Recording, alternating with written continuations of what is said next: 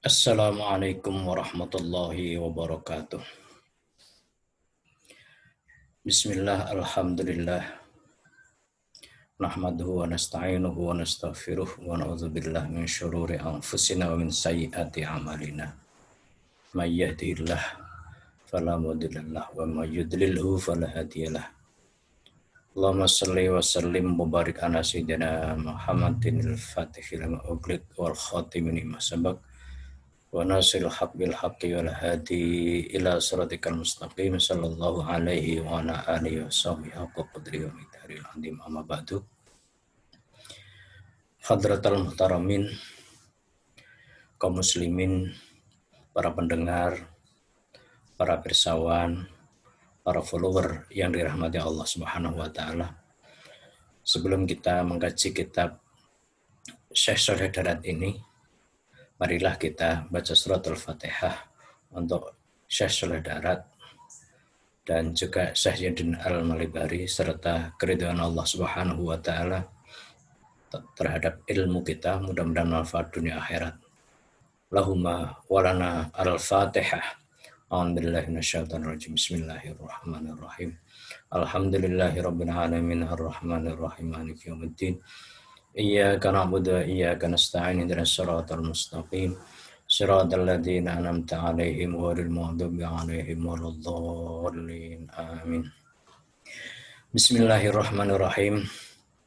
Pada pertemuan ke-16 yang lalu bahwa jalan menuju wali Allah yang pertama, jalan pertama adalah taubat. Kenapa taubat? Karena taubat itu merupakan tindak lanjut atau solusi dari dosa yang dilakukan oleh manusia. Dan kalau tidak taubat, maka dosa itu menjadi beban. Baik beban lahiriah maupun beban batiniah. Dosa menjadi beban ucapan, menjadi beban pikiran. Dosa juga menjadi beban hati atau batin. Bahkan dosa menjadi beban perilaku kita sehingga tidak bebas lagi. Maka untuk menjadi merdeka di dalam kita berpikir, berkata, merasa, dan bertindak, maka perlu yang namanya bertobat. Pada bagian yang ke-16 kemarin, Syekh Shaleh Darat sudah mengungkapkan tentang syarat tobat, yaitu yang pertama berhenti dari perbuatan dosa. Yang kedua, menyesal atas perbuatan dosa yang dilakukan. Yang ketiga, tidak mengulangi lagi sepanjang hayatnya atas dosa tersebut. Itu syarat taubat secara umum ada 3, jadi berhenti dari dosa, dari perbuatan dosa, menyesal atas perbuatan dosanya, dan tidak mengulangi lagi sepanjang hidupnya. Maka kemudian Syekh Shaleh Darat menambahkan syarat yang keempat dalam hal hakul adami, yaitu syarat tobat keempat adalah minta halal dari setiap orang yang berhak, baik dalam bentuk harta maupun lainnya. Selanjutnya pada bagian ke-17 ini, Syekh Shaleh Darat menjelaskan bahwa bila orang tersebut memiliki amal soleh, terutama dalam kaitan dengan syarat keempat, yaitu minta halal dari setiap orang yang berhak, baik dalam urusan harta maupun harga diri, maka bila orang tersebut memiliki amal soleh, maka amal soleh tersebut akan diambil oleh orang yang dianiaya sejumlah penganiayaannya.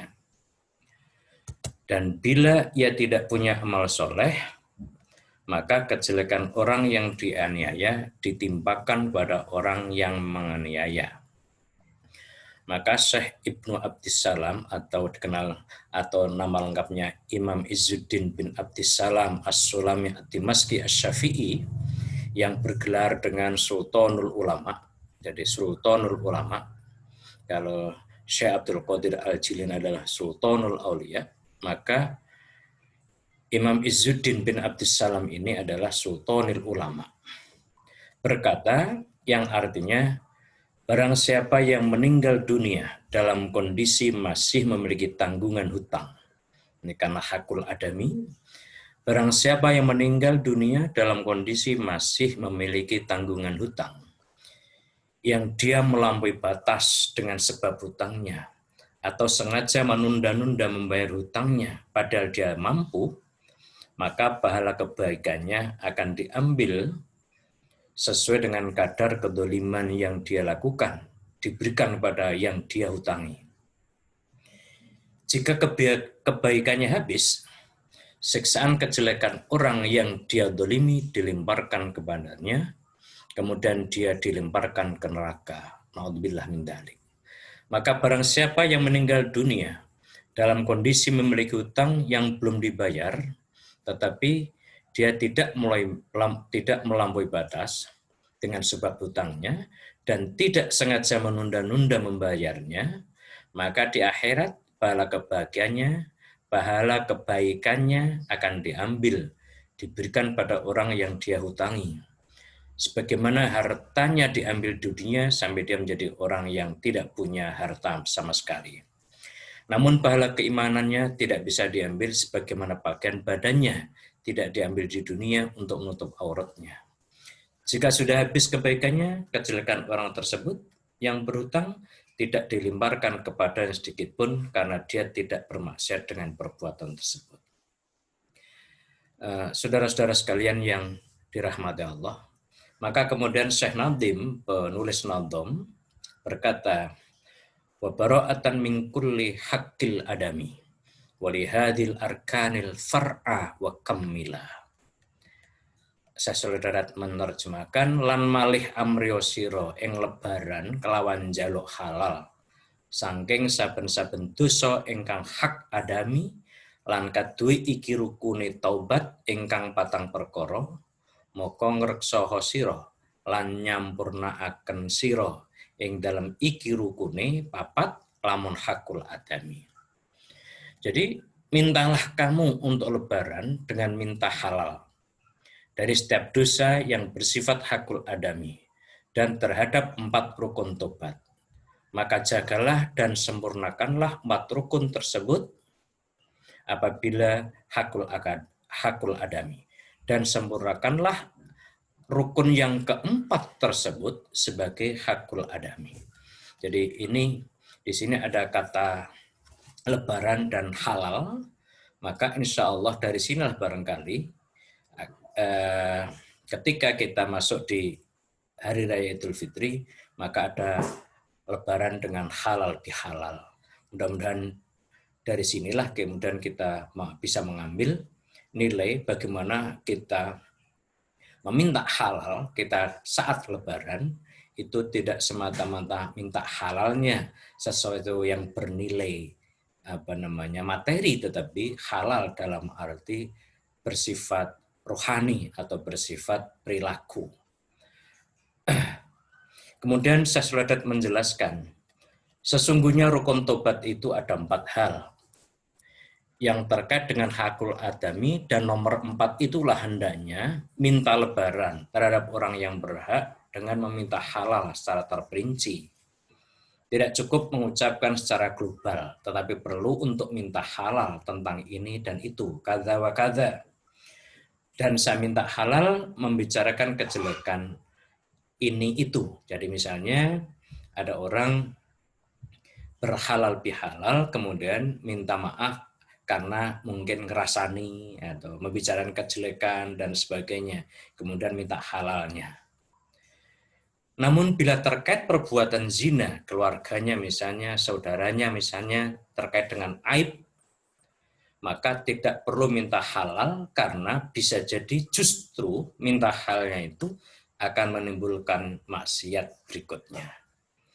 Faidah diceritakan dari Syekh Ma'ruf Al-Karhi radhiyallahu an, riwayat dari Anas bin Malik dan dari Umar bin Khattab radhiyallahu an, sesungguhnya seorang laki-laki bertanya pada Rasulullah sallallahu alaihi wasallam, "Ya Rasulullah, mohon engkau tunjukkan kepada kami amalan apa yang bisa mengantarkan aku masuk surga." Kemudian jawab Nabi, "Janganlah engkau suka marah." Jadi, janganlah suka marah. Jadi pertama yang bisa mengantarkan surga, jawab Nabi adalah jangan marah. Dan dalam hadis yang lain sampai 3 kali diulangi oleh Nabi, la taghdab, la taghdab, la taghdab. Janganlah marah, janganlah marah, janganlah marah. Kemudian tanya laki-laki, bagaimana kalau saya tidak bisa meninggalkan marah? Jawab Nabi, bacalah istighfar 70 kali pada setiap ba'da asar. Maka dosamu 70 tahun akan diampuni oleh Allah. Bacalah istighfar 70 kali, mohon ampun 70 kali kepada Allah ba'da asar. Maka dosamu 70 tahun akan diampuni. Kemudian laki-laki tadi melanjutkan pertanyaannya, bagaimana kalau saya tidak punya dosa sepanjang 30 tahun tersebut ya Rasulullah? Jawab Rasul, maka diampuni dosa ibumu. Tanya laki-laki berikutnya, bagaimana bila ibuku sudah meninggal dan tidak sampai punya dosa selama 70 tahun tersebut? Maka kemudian jawab Nabi, maka diampuni dosa-dosa kerabatmu. Intah, selesai. Hadirin kaum muslimin yang dirahmati Allah.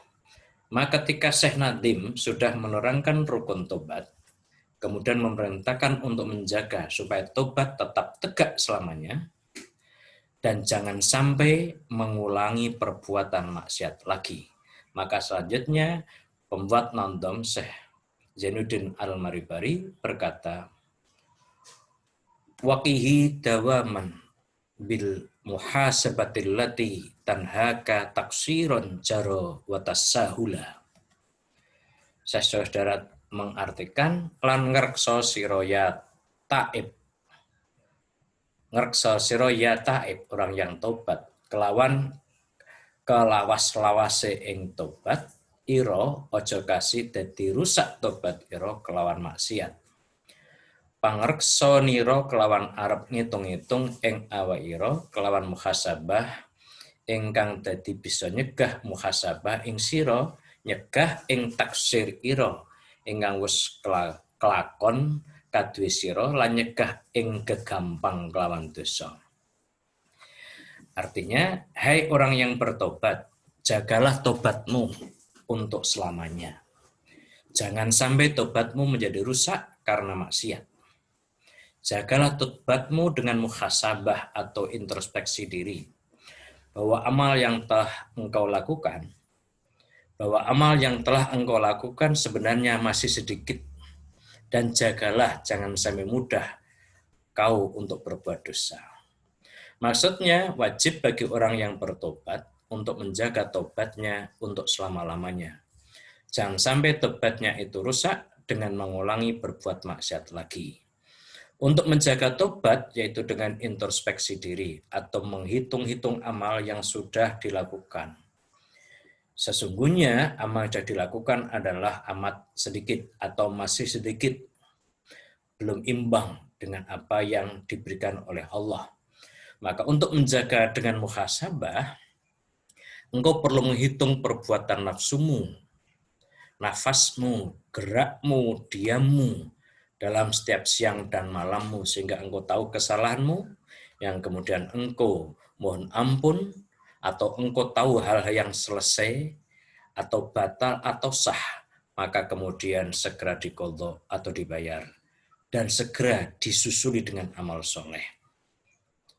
Maka berkatalah Umar bin Khattab, hasibu anfusakum qabla an tuhasabu. Hisablah dirimu atau hitunglah amal dirimu qabla an tuhasabu, sebelum amalmu dihisab di hari mahsyar atau di hari kiamat.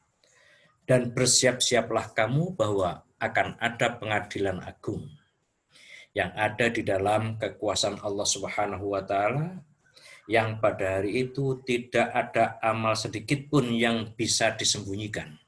Semua terlihat secara jelas oleh Allah Subhanahu wa taala dalam pengadilannya.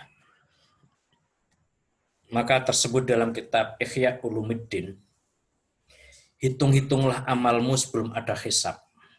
Maka besok di akhirat hisabmu menjadi ringan dan bisa menjawab ketika diminta pertanggungjawaban oleh Allah Subhanahu wa taala. Sehingga menjadi baik, kemudian bisa atau menuju surga. Amin. Barang siapa yang tidak mau menghitung-hitung amalnya ketika di dunia, maka ruginya akan kekal. Dan berdirinya di dalam mahsyar itu sangat lama. Intah, cukuplah itu. Kaum muslimin yang dirahmati Allah. Kemudian Nadim, penulis Nadim, menunjukkan kewajiban orang yang bertobat. Faqala wa bi khifdi ainin wal lisani wa sairil aqda jami'an fajhidan la taksila.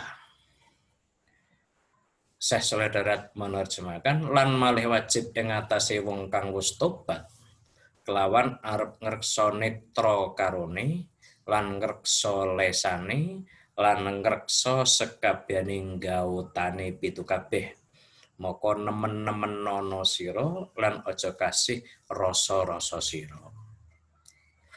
Jadi selanjutnya wajib bagi orang yang sudah bertobat untuk menjaga kedua matanya, lesannya, dan menjaga 7 anggota badannya semuanya.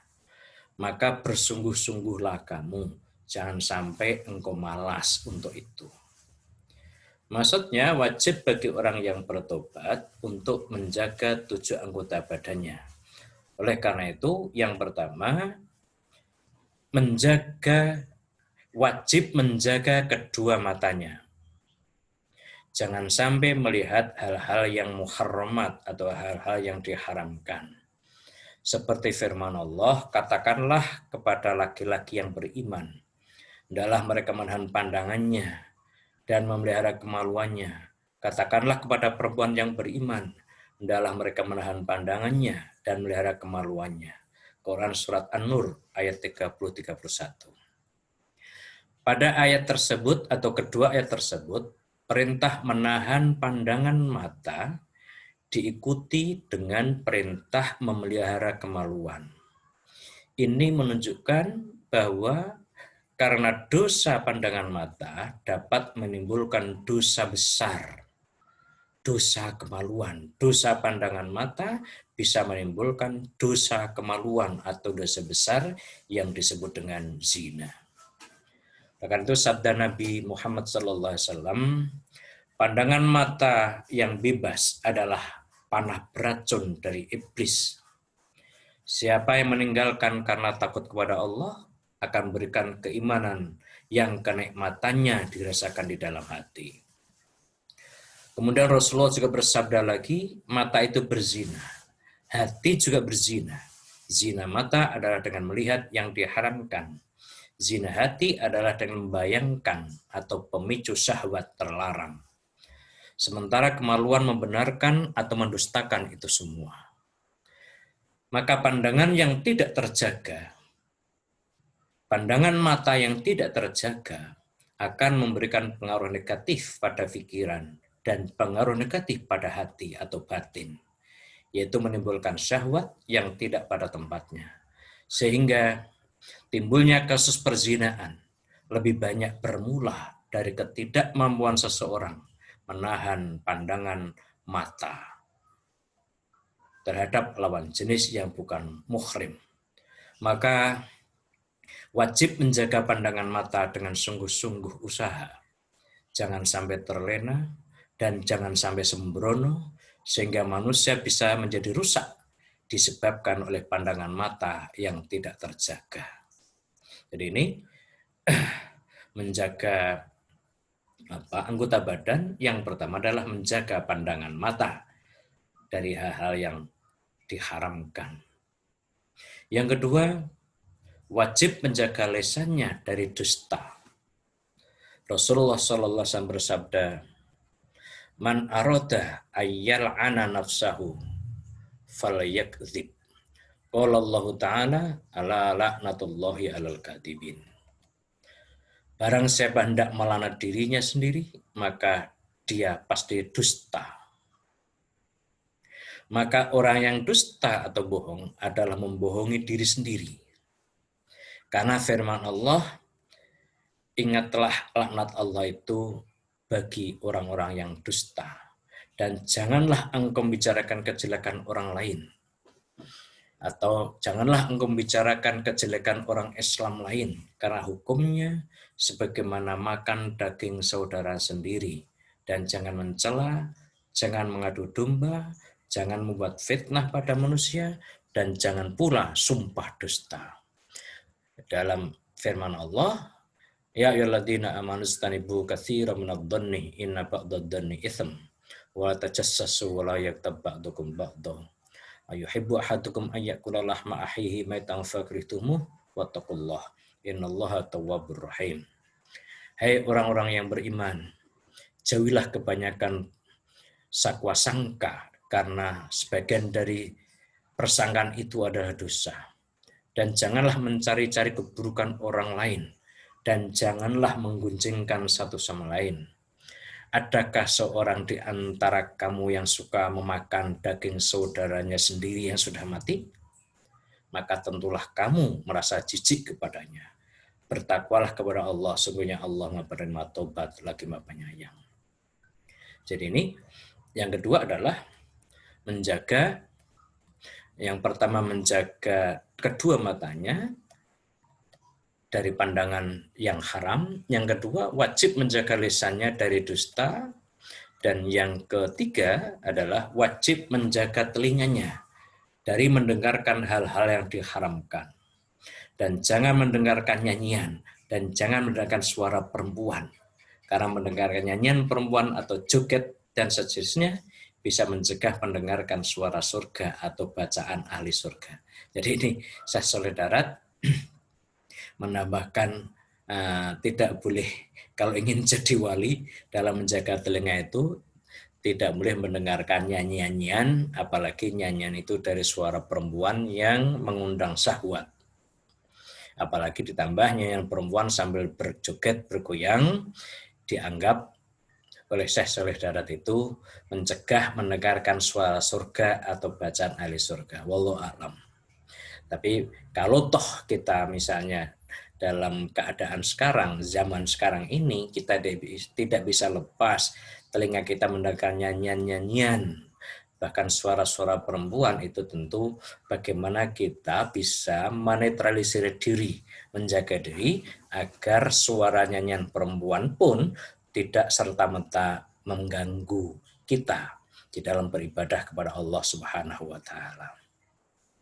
Kemudian yang keempat, wajib menjaga perutnya dari makan barang yang haram dan barang yang subhat, dan makan dengan syahwat, dan menghindarlah dari kekenyangan. Jadi di samping menjaga dua mata, menjaga lisan, kemudian menjaga telinga, dan keempat menjaga perut dari makan barang yang haram. Kemudian barang yang subhat, tidak jelas haramnya atau halalnya. Bahkan juga menjaga perutnya dari makan dengan syahwat. Jadi makan itu penuh nafsu. Sampai tidak terkendali, bahkan sampai kekenyangan, lepas kontrol dari makanan, maka itu tidak bisa atau sulit untuk menjadi calon wali, kira-kira seperti itu.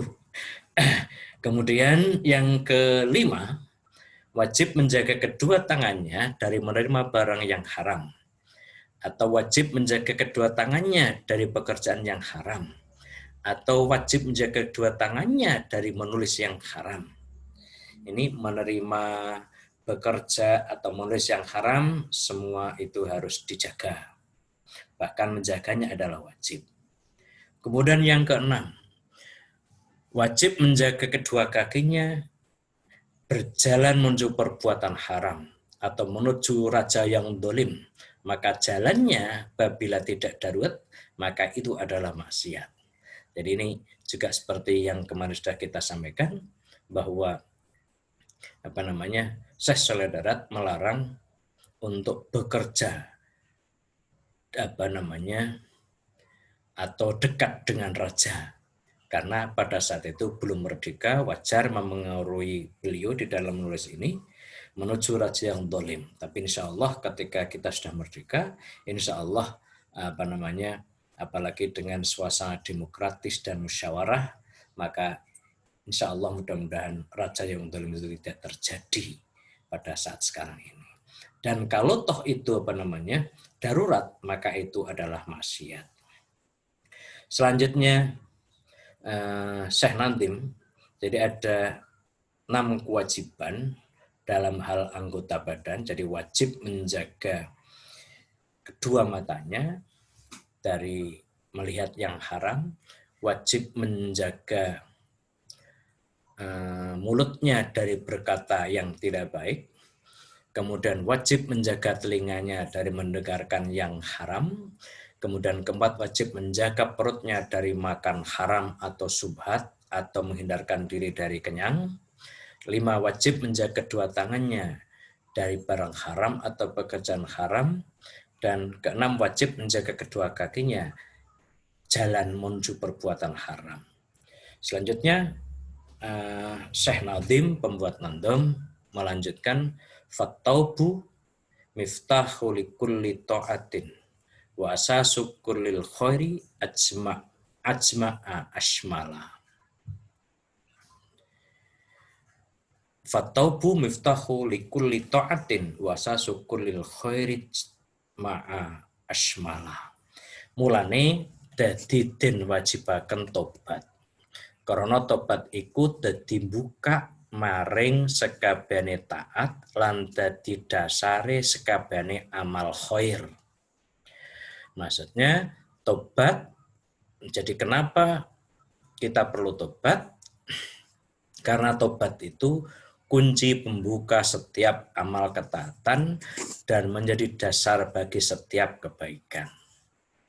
Nah, kalau tidak tobat, maka dosa, sebagaimana tadi saya sampaikan, karena dosa itu menjadi beban ucapan, beban pikiran, beban perasaan, beban perilaku, semua perbuatan dosa itu menjadi beban.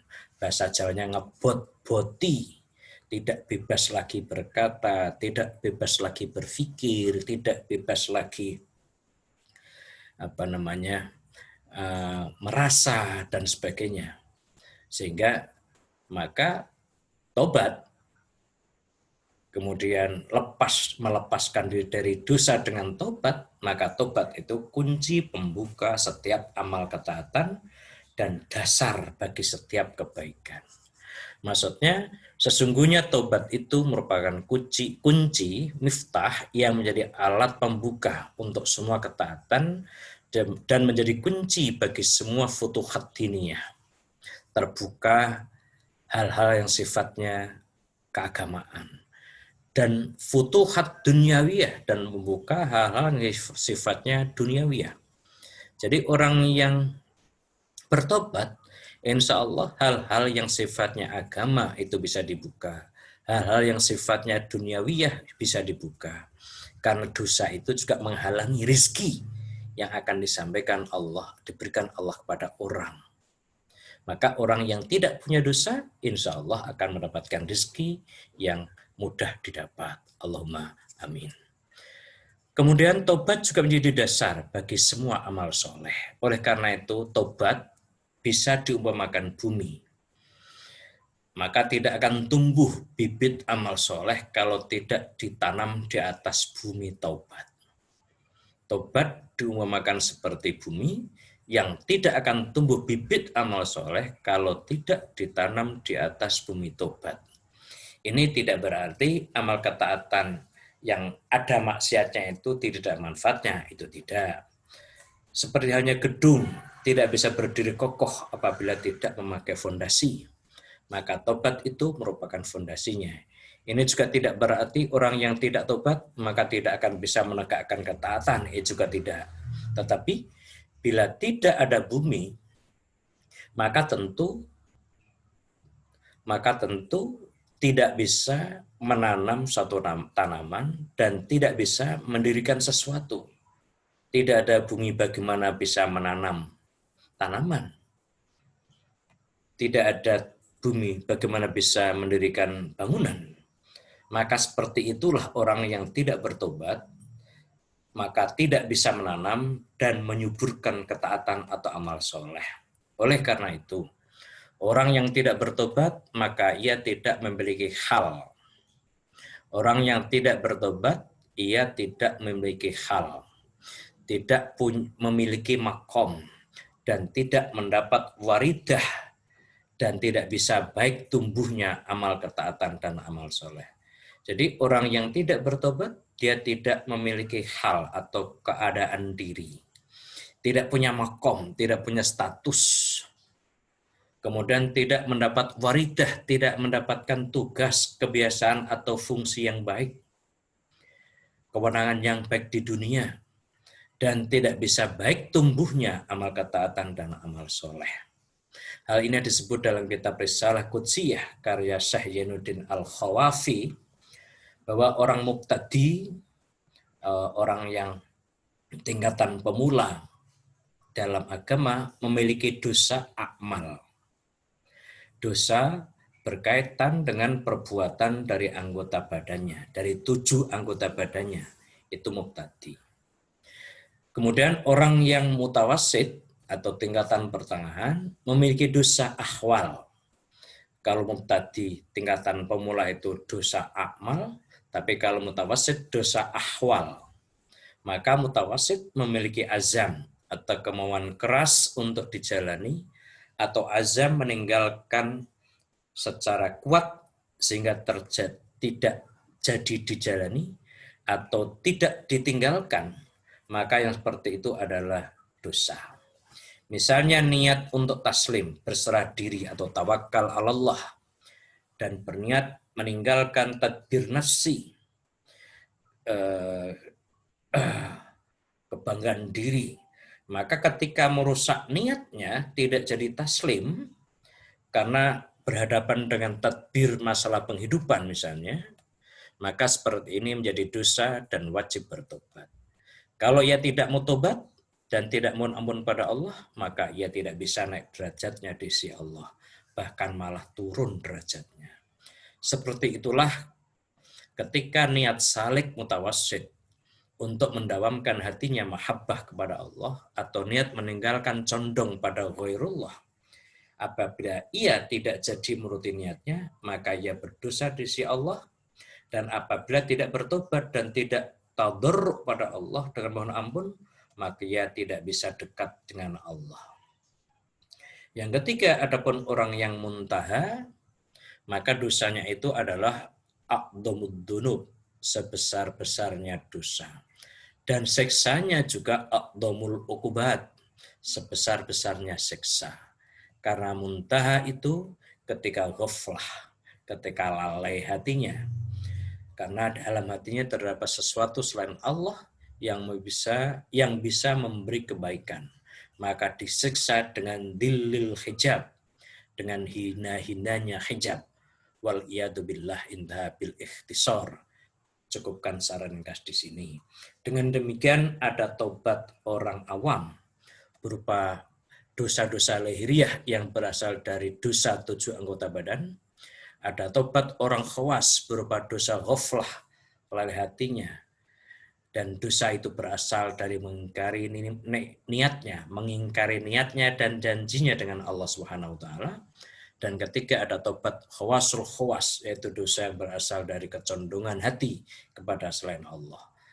Sampai di sini dulu, mudah-mudahan Allah Subhanahu wa taala menjaga kita untuk terhindar dari dosa, dan kalau toh kita memiliki dosa dan mungkin punya dosa, sangat mungkin kita punya dosa, mudah-mudahan Allah memberi kesempatan kita untuk bertobat sehingga kita lepas dari dosa dan selanjutnya mendapatkan ampunan Allah dan ridhaan Allah di dunia maupun di akhirat. Amin Allahumma amin. Mudah-mudahan Allah beri manfaat ilmu kita dunia akhirat.